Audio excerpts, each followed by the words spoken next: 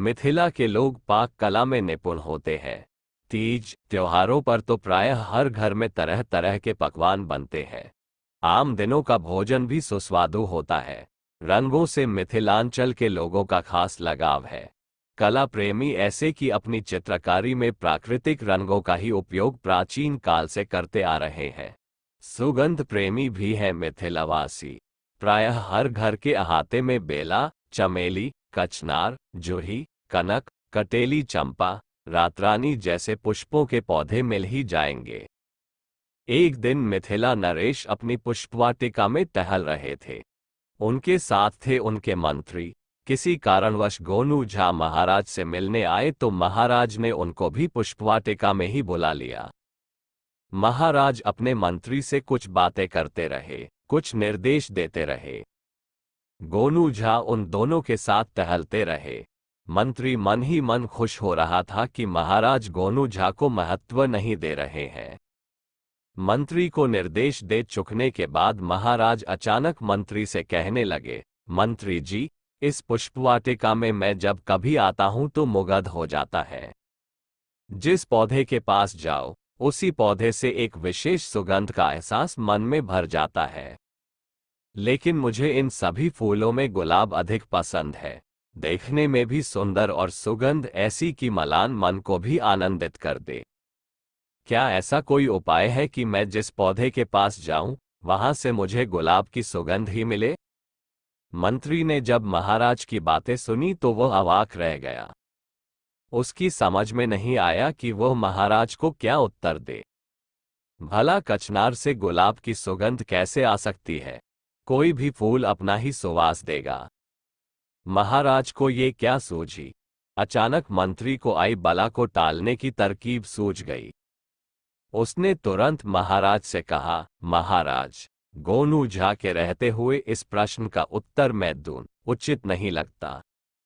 महाराज समझ गए कि मंत्री उन्हें कोई उपाय बताने की स्थिति में नहीं है, इसलिए वह बात टाल रहा है।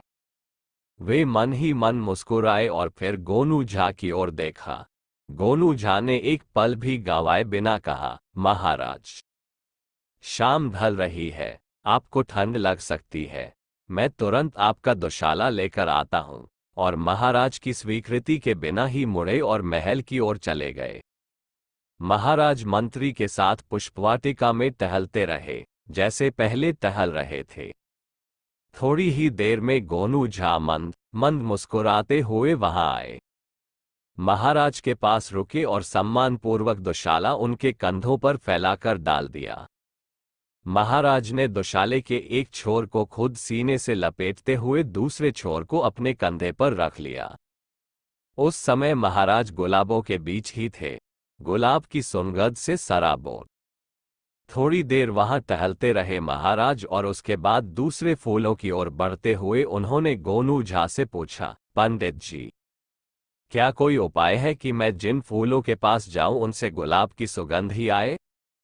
गोनू झा मुस्कुराए और बोले, उत्तर मिल जाएगा महाराज। थोड़ी देर में ही वे लोग पुष्पवाटिका के ऐसे छोर पर पहुंच गए जहां बेला, जूही, चमेली जैसे श्वेत पुष्पों की निराली छटा बिखरी हुई थी, मगर महाराज को वहां भी गुलाब की सुगंध मिल रही थी। भीनी भीनी सुगंध। महाराज ने मंत्री से पूछा, इन फूलों से कैसी सुगंध आ रही है? मंत्री ने कहा, बेला, जूही की मिली जुली सुगंध। महाराज ने गोनू झा से भी वही सवाल दोहराया। गोनू झा महाराज के पूछने का अर्थ समझ गए। उन्होंने कहा, महाराज, फूलों में तो वही सुगंध है जो नैसर्गिक रूप से उनमें विद्यमान है, लेकिन आप जहां कहीं भी जाएंगे वहां आपको गुलाब की भीनी सुगंध मिलेगी। आपने आज्ञा दी थी कि मैं कुछ ऐसा उपाय बताऊं कि आप इस पुष्पवाटिका में जहां कहीं भी जाएं, आपको गुलाब की सुगंध मिले। मैंने वह उपाय कर दिखाया है। अब तक मंत्री गोनू झा को इसी उपाय के मामले में मुंह लटकाए देखने की उम्मीद कर रहा था, लेकिन गोनू झा की बातें सुनकर उसके चेहरे का रंग उतर गया। महाराज ने पूछा, क्या सच आपने ऐसा कुछ किया है? मैं अब भी गुलाब की सुगंध का अनुभव कर रहा हूं। गोनू झा ने मुस्कुराते हुए कहा, मैंने कुछ नहीं किया है, बस थोड़ा सा गुलाब का इत्र आपके दुशाले पर लगा दिया है।